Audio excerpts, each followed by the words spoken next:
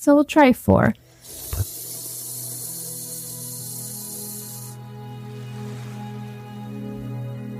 Again.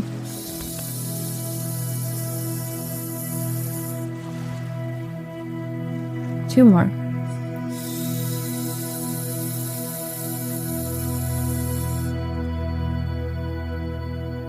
Last one. Hello and welcome to Create the Best Me, the beacon for women in midlife seeking to pivot into the most vibrant chapters of their lives.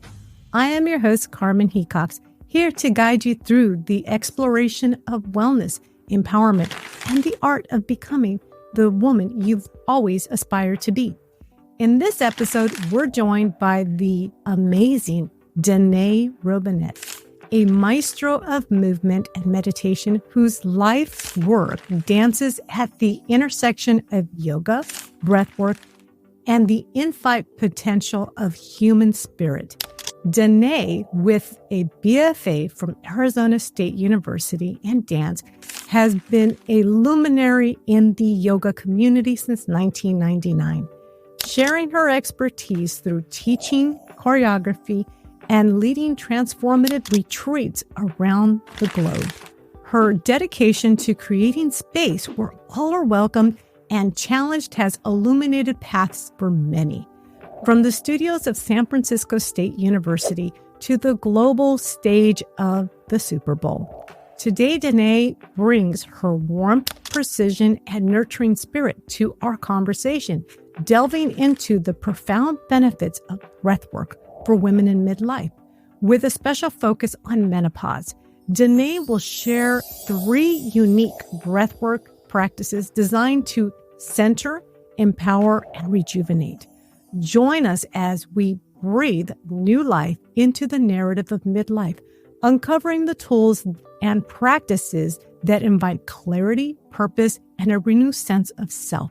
Whether you're looking to deepen your wellness journey or curious about the transformative power of breathwork, this episode promises insights and inspiration to guide you toward becoming the best version of yourself. Now, let's welcome Danae. Danae Robinett, welcome to Create the Best Me. I am ecstatic to have you on the show. I'm delighted to be with you, Carmen. Thank you so much. Hey, before we get into the show, could you please start by telling the viewers and listeners who you are and what you do? Yes, I am Danae. Sounds like Renee. And I am a yoga teacher of 19 years. I am a retreat leader and facilitator now for 12 years. I also lead a yoga class for credit, believe it or not, at a university in the Bay Area, San Francisco State University. That's where I'm based. And I also am a caregiver to my father, who's faced cancer 3 times now, all primary. So I'm there to support him when I can. It's my gift to give to him. And that leads us into the reason why you are on the show. You are on the show to discuss breath work. And so my question to you, I thank God that your father is alive and he has hit his 5-year mark, cancer-free. Is that correct? Yes, with the initial cancer, that's right. And it was a stage 4 diagnosis, so it's truly remarkable. So tell us, how did breath work help you and maybe your father get through this tumultuous time? That's a wonderful question, Carmen. So the breath is the gift of life, right? And we are only given so many breaths in our lifetime. And so really understanding how vital it is to breathe in a spacious and sustained way really serves myself. And yes, I have shared breath work with my dad. Sometimes he's into it and other times, he'd rather do something different. But the breath is so important to take us into the present moment. When you're in a stressful situation, maybe sitting in traffic, having a difficult conversation, more often than not, your breath is short, shallow. It's not serving you, right?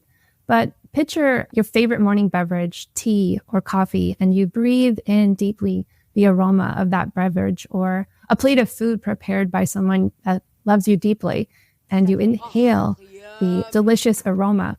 that's when we're breathing deeply and completely, and it's truly serving us and supporting us. So throughout the journey of caring for him since 2017, I've had to really take a look and go, oh, am I breathing deeply and completely here? Or am I even holding my breath and not taking in full breaths? Am I feeling so stressed, worried, and concerned, which are legitimate feelings, caring for someone, but it's doing harm to me ultimately if I'm breathing in that short, shallow way. So a constant focus and awareness of bringing the breath to its fullest complete state. Do you feel that focusing on your breath during that time helped you get calm, get relaxed, get more focused on what's important, as opposed to many of us, we stress out, especially in situations like that? Mm-hmm. Yes. So I have a morning pranayama breathwork practice that I do every morning, unless I'm a moon queen, as I call it, in my menses. And that's why I'm so excited to talk to you today, Carmen, because I know your focus is women in midlife. And so yay for those women, because they can do pranayama any day that ends in Y, right? They don't have to abstain from that pranayama practice. And so certainly, yes, to help you bring some calmness in, there are certain techniques that are designed for that. Like that is the emphasis, to just bring you into an internal inward state. There are also breath techniques for cooling, for heating. There's such variety with breath work. So can you introduce us to the concept of breath work and its functional principles? Well, breath work is how we live our lives. Just like water. If we don't have water, we're going to expire. And if we're not able to breathe, we're not going to be living a full life. So breath work is vital. I often say ABB, always be breathing. And that breath work just makes it a little fancier. It's a little polished. We're already breathing right now. You and I are breathing. But could it be a little more robust? Could it be a little more steady? And that's where that foundational aspect comes into play, like really getting the understanding and the awareness of how you can expand from just a simple breath, right? And maybe even just a shorter breath, a shallower breath. How can you expand it out and make it to best serve you, right? To breathe deeply is to always serve you. And I remember the first time I was introduced to breath work, I was a child, and it was when I was running cross country. And I remember running, and all of a sudden I'd get this side pain and it hurt so bad. And I remember my cross country coach would say, "Are you breathing?" I'm thinking, I wouldn't be standing if I wasn't. Yes. But it was then that I realized that there's a technique to breathing to serve its purpose, as you said. Yes. So this is so interesting that you reference running. So my fiance trains in mixed martial arts, and I have come to learn quite a bit about that discipline. And breath is incredibly important when they are in competition or in fight mode or even in sparring, right? For that same point that you just mentioned, so that they don't get the side stitch, so that they can keep going. That having that rhythmic breath is so, so important. Instead of quick, short breaths, they don't serve.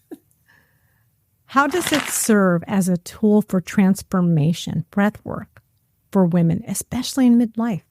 Well, I am almost there, not quite. So I can imagine that as body is changing, breathwork brings you back a little bit of control, right?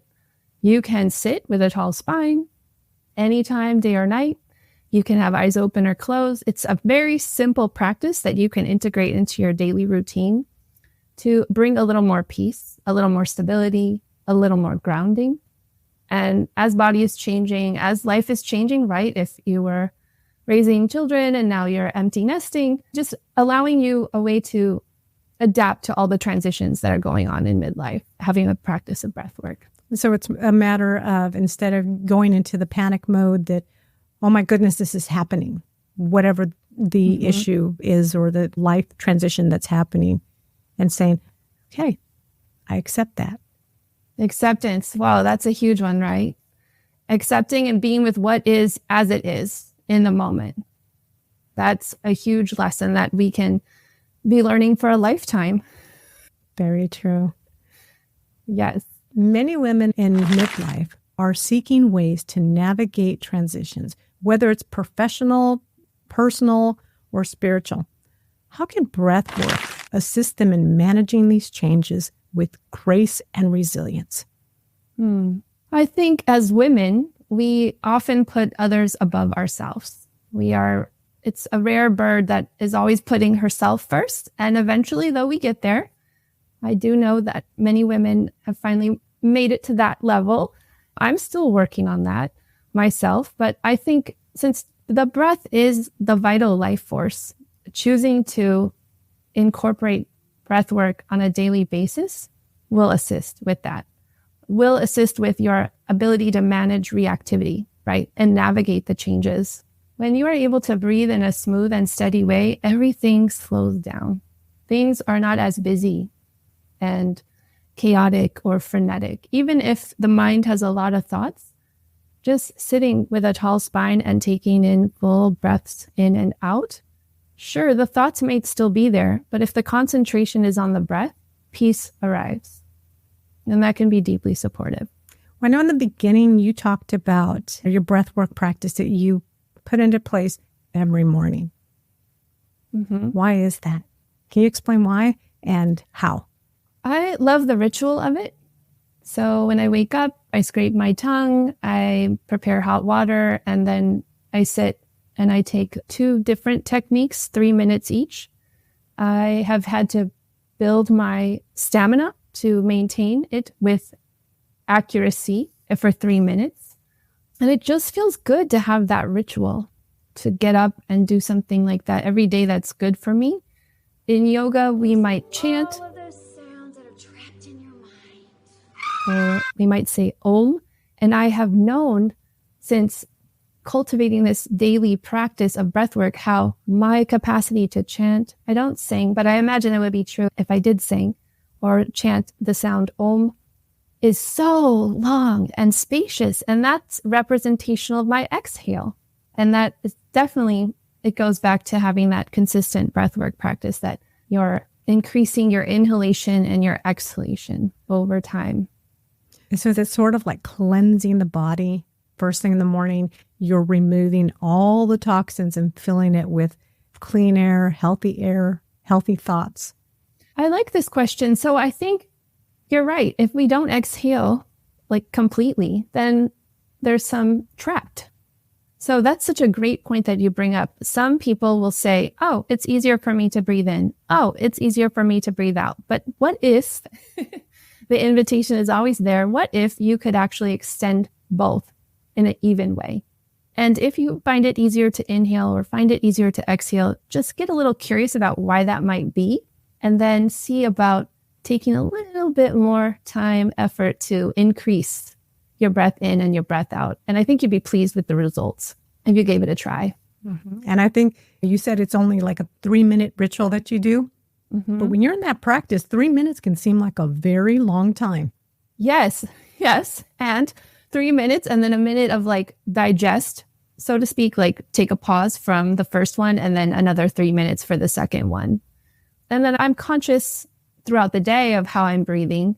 You know, I have to remind myself again and again. I do a lot of driving being in the Bay Area, that, you know, holding my breath or breathing more shallowly, not the best thing for me. So it's a constant reminding. Breathwork is often praised for its ability to center and calm the mind. Can you share how this practice can help women find clarity and purpose during the midlife pivot? Well, can I show a technique? Please. Okay. So this is with using hands. And whether you're right-handed or left-handed, we use the right hand. If you were left-handed and we were side by side, I'd happily show you with your left hand. Although I know left-handed folks are used to living in a right-handed world, and they more often can just get it done, and bless them for their capacity to do so. Maybe learn something from that. But we work with the thumb and the ring finger, and it's a light press. So if you have any fun jewelry in your nose, just be mindful that it's a light press into the nostril. And the pattern is to inhale left, exhale right, inhale back up the right, and exhale left. And to do it slowly and to take your time. So I'll do 3 rounds and I'll count it out the first 2 and then be silent for the third. If you want to give it a try with me, Carmen, you're welcome. Okay, tall spine and a thumb right nostril. And then we're going to look a little fun and strange, but it's okay, folks. And then the ring finger on the left nostril. So closing off the right. Inhale left. Close left, exhale right. Inhale right. Close right, exhale left. Again, inhale left.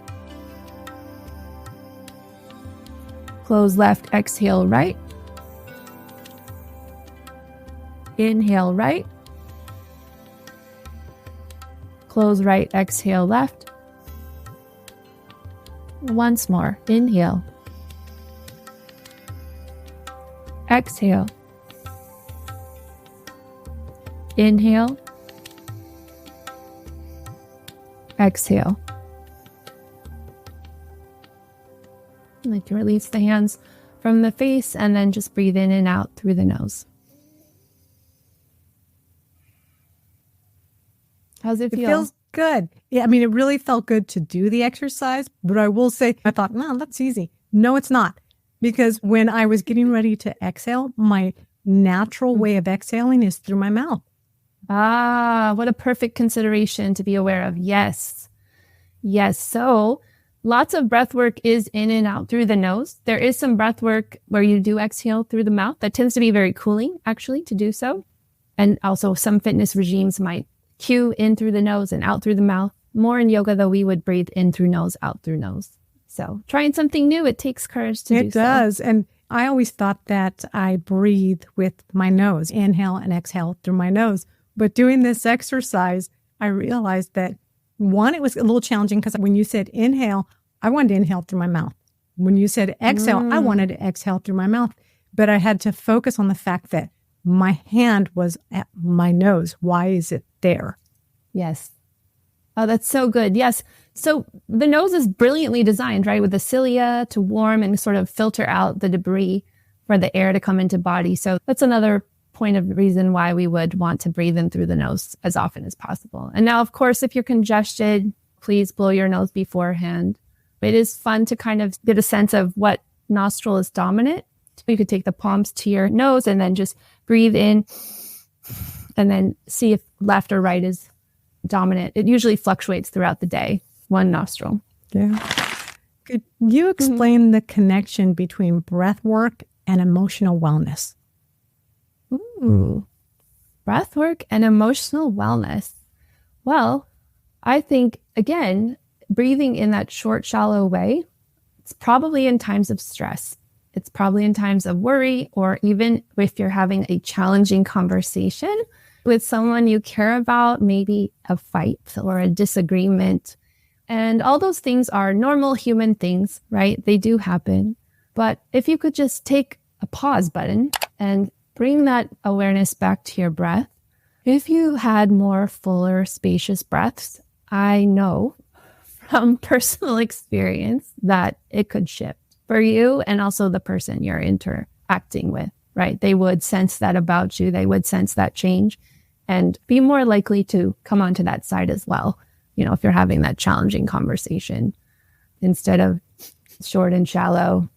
So yes, the breath can link to the emotions. Good point. I love that. I know that I suffer of chronic pain, headaches and neck pain. I've had 2 neck surgeries and lumbar pain.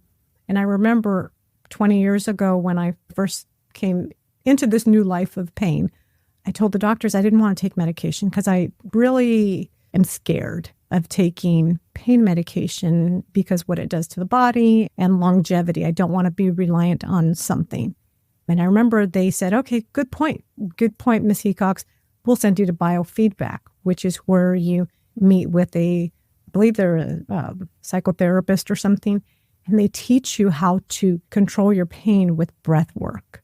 And, Yes. and I think you and I had discussed this before, that when I was there actively with the doctor doing the exercises, the pain would go away. But then I would step into my regular life routine, doing everything, and the pain was back, And I would ask myself, why is the pain back? And I realized the reason the pain was back was because I jumped into my old habits of the breath. The breath is shallow. That's such a powerful reflection. And yes, the breath work can be so beneficial to helping and assisting manage pain levels. Yes.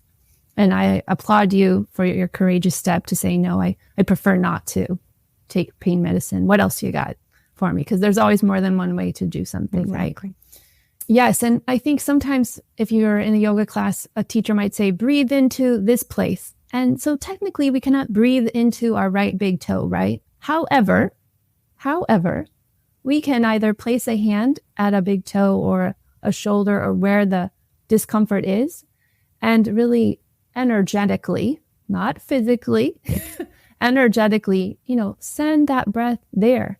And there's some power in that. And there's some relief in that. So I'm so glad you mentioned that.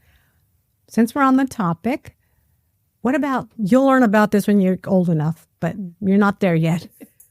When you're going through menopause, this is at least something that I noticed, or I'm past menopause, but I noticed that sometimes I react differently to situations. Maybe something that would have just kind of stressed me out at this level. I find that sometimes it stresses me out at this level. And something I always tell myself in that situation is, well, if you sit there and stress out at this level, you'll accomplish nothing. But if you stress out at this level, then you can just chip away and get things done. But I think that maybe, I don't know, maybe I'm doing this, maybe I'm shifting my breath at that moment to deal with the thing that stressed me out. Can you talk about how women can practice breath work during that period to help them stress at this level? Because stress is going to come at us no matter what. Yes. That's so true.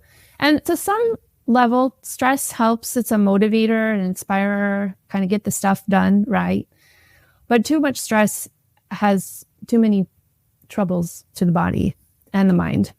So I think what I hear you say, maybe in all that with the stress, and you're right, it is a coming attraction for me, not yet, but I have had many women in class who I have lovingly called hot flash arenas when those changes have occurred, and that's caused tremendous stress, whether just for themselves or if they've been with a partner who doesn't understand because they're not experiencing those discomforts. There are two more techniques that I'm so happy to share. Now, they do look a little bit strange, full stop, but they are cooling in nature and they have provided relief. So if you're open to giving it a try, I'd love to share it. They're not just hot flashes, where you're hot. You start sweating like you just finished running a marathon. Well, you'll have to report back about the sweating. I know it can help with the heat in the body. These techniques are indicated for when, even if you're having on a hot day, summer day, you're having any of those fiery conditions, acid reflux, indigestion, as well as a hot flash. So I'm going to get a little bit closer to the camera because it focuses on the mouth. And there are two, Sitali, Sitkari.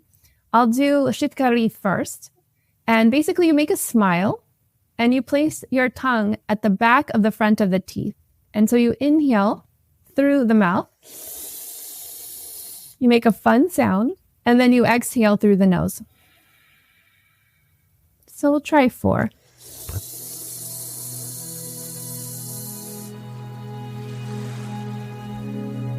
Again.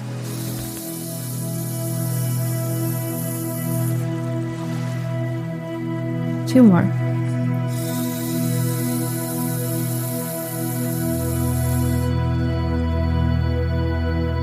Last one.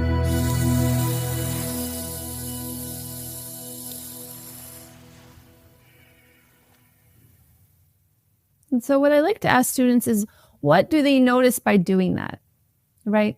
Do they notice a pooling of maybe some water in the mouth? Do they notice a coolness across the interior of the mouth, the tongue? Now, sometimes students will say, oh, I don't feel that water. I feel more dry. And then I say, with sweetness and kindness, how many glasses of water have you had today?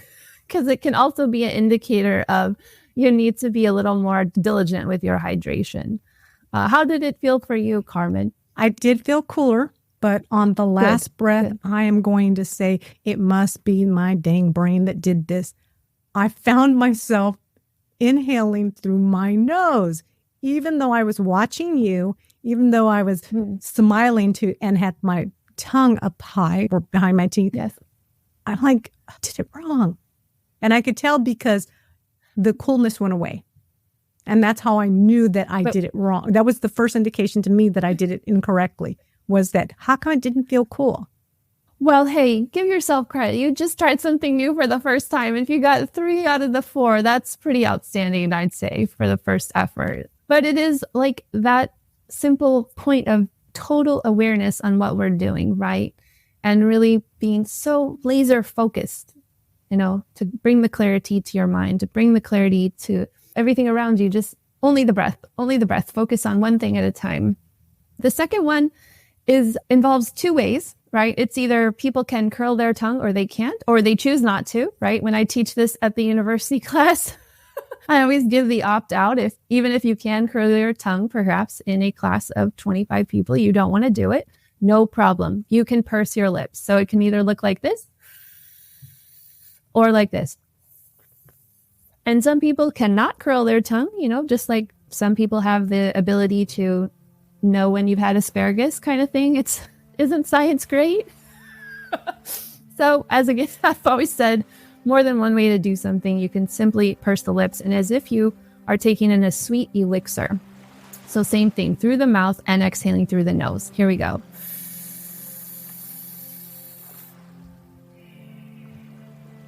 Three more.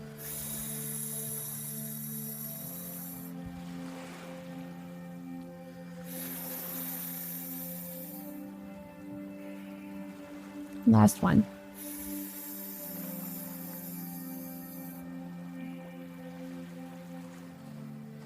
How's that for you?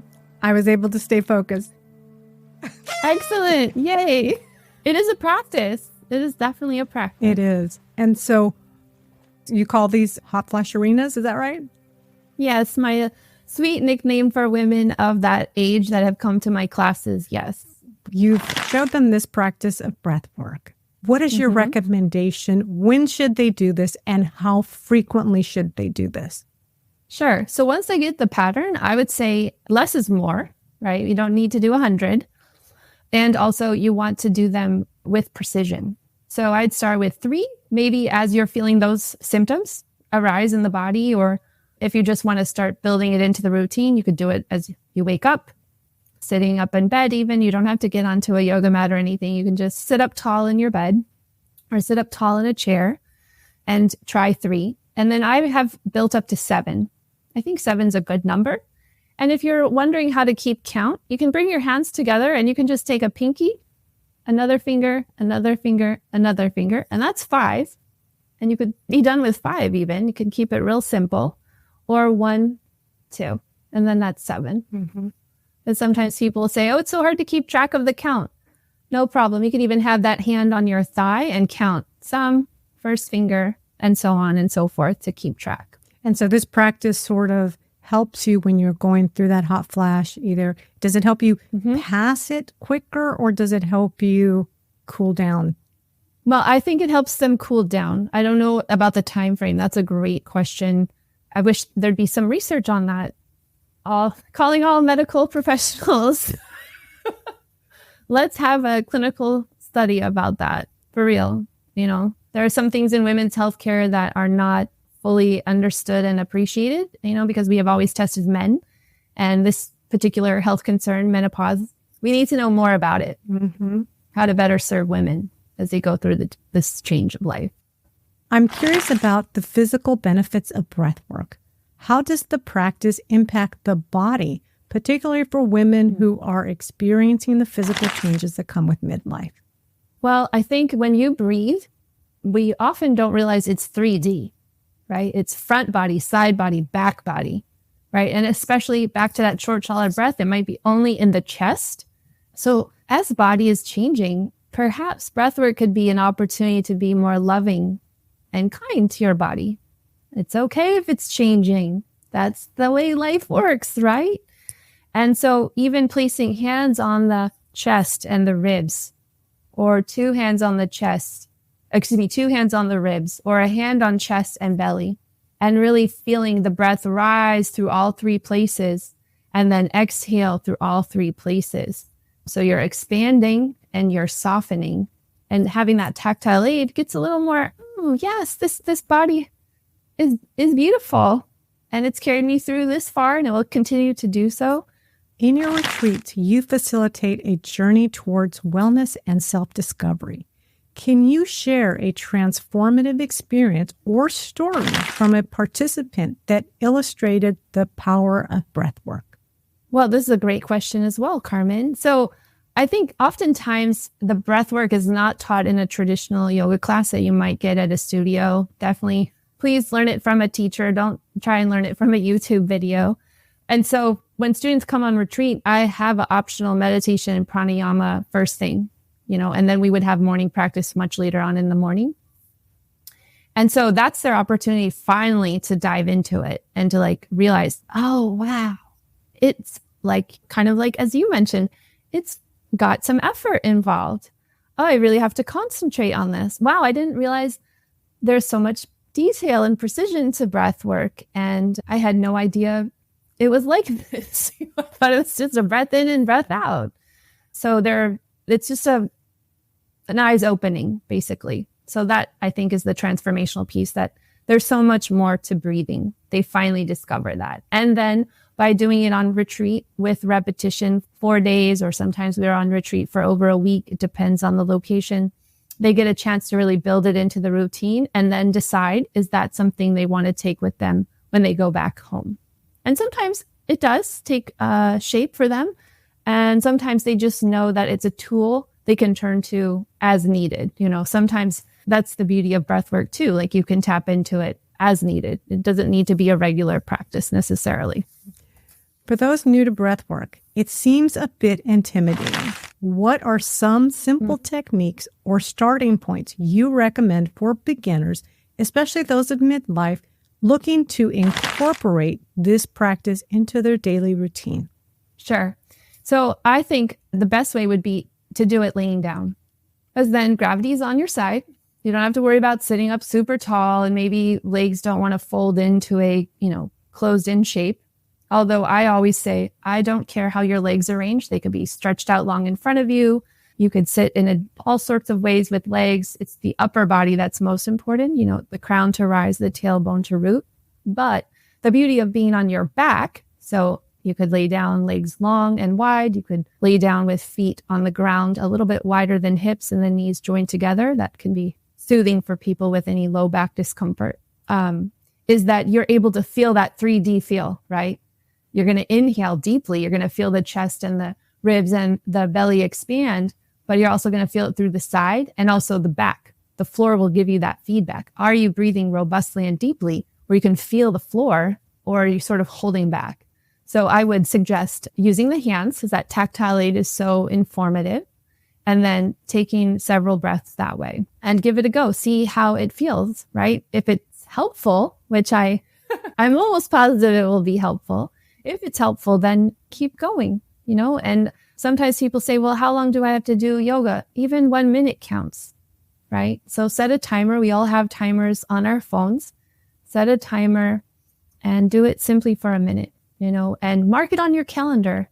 You can say breath work or me time or some sort of symbol that's important to you, and then look back at your calendar and you can see, oh, wow, I've done this for X number of days, and wow, I really see value in it. I'm going to keep doing this. I'm going to keep giving this a chance to be a part of my everyday routine. When you talked about practicing that laying down, the first thing I thought is Shavasana. Absolutely. Yes. Shavasana. Yes.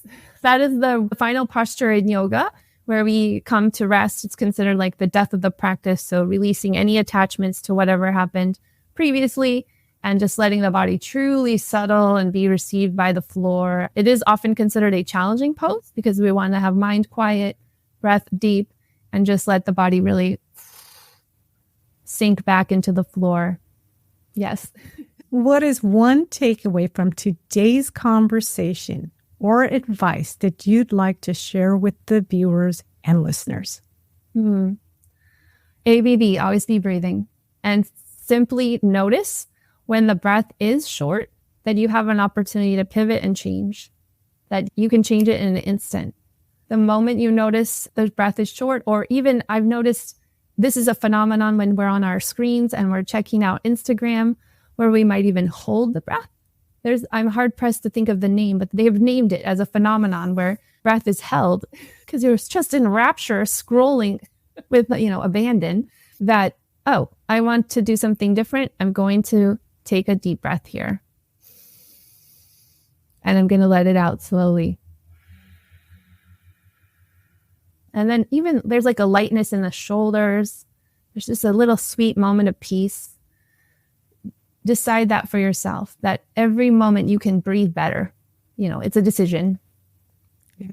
Finally, looking at a broader picture of wellness, how does breath work integrate with other practices like yoga, meditation to support a holistic approach to midlife transformation? Meditation is so powerful and important. There's tremendous amounts of research on meditation. And I think now we typically don't lay down in meditation. We stay seated, but you could sit in a chair, right? More to the edge of a seat of a chair with feet evenly on the ground. And you can rest the hands on top of the thighs to help you feel more steady. But with meditation, there's so many techniques and prompts, but simplicity is key. And so it can be just awareness on your breath. Watch the inhale, the exhale. You could even designate a color for your inhalation, your exhalation, so that you can begin to visualize the breath in, moving through body, and then out, exhaling, so that even when the thoughts are popping in the mind, back to breath. It's a constant being aware.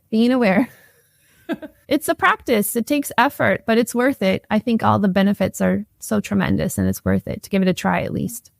And I need to ask this because I ask all my guests this question. What future projects are you currently working on, and when can we expect to see them? Ooh, I like this question. Retreats, Carmen. It's simply one of the things I'm working on. And Galapagos, which is part of Ecuador in South America, is going to be coming in October of 2025. So I'm very, very excited about that. There might be a more local retreat on the horizon in between now and then. So stay tuned. And how can people be the first to know when those are available? Yes, I have a retreat wait list. So you can simply get yourself on that list and I'll notify you when the details go live. I'm hoping within the next month. So we're recording in February. I'm hoping within the next month that I'll have all the details about Galapagos so people can decide for themselves if that's an investment they want to make. It's considered, a bucket list trip to go to the Galapagos. And where can people learn more about you and your retreats? Certainly. So on the web, my website, www.Danae my full name.com. And I, of course, welcome anyone to connect with me over Instagram, send me a DM or give me a follow at my full name, Danae Robinett as well. I love to make reels and I sometimes think they're hilarious and I like to make people laugh. So definitely check out the reels if you're up for a good laugh. Great. Danae, thank you so much for coming on. I will include all of your information in my show notes so that people will not miss any opportunity for a laugh and some exceptional wellness advice and possibly join you in the Galapagos. Oh, a true delight and pleasure to be with you, Carmen. Thank you for this opportunity to share more about breathwork. As we close today's enlightening conversation on the transformative power of breathwork with Danae Robinett, we've not only discovered invaluable practices for enhancing our well-being in midlife, but also shared a special technique for cooling down during hot flashes. Danae's wisdom and guidance have opened doors to new possibilities for personal growth and self-care. For those intrigued by the prospects of deepening this journey and being the first to know about Danae's next yoga retreat, make sure to join her mailing list. All the details, alongside additional resources and practices shared today, are waiting for you at createthebestme.com/EP066. This is your gateway to further exploration and connection. And if you haven't already, please subscribe to stay updated on the latest episodes and exclusive content. Your journey to creating the best version of yourself is ongoing, and we're here to support you every step of the way. Be sure to come back next week as we will dive into building and maintaining strong friendships in midlife. It's an episode packed with insights and strategies designed to enrich your personal and professional relationships, fostering understandings and connections in this vibrant phase of life. Until then, keep dreaming big. Take care of yourself, and remember, you are beautiful, strong, and capable of creating the best version of yourself. Thank you for watching. Catch you next week. Bye for now.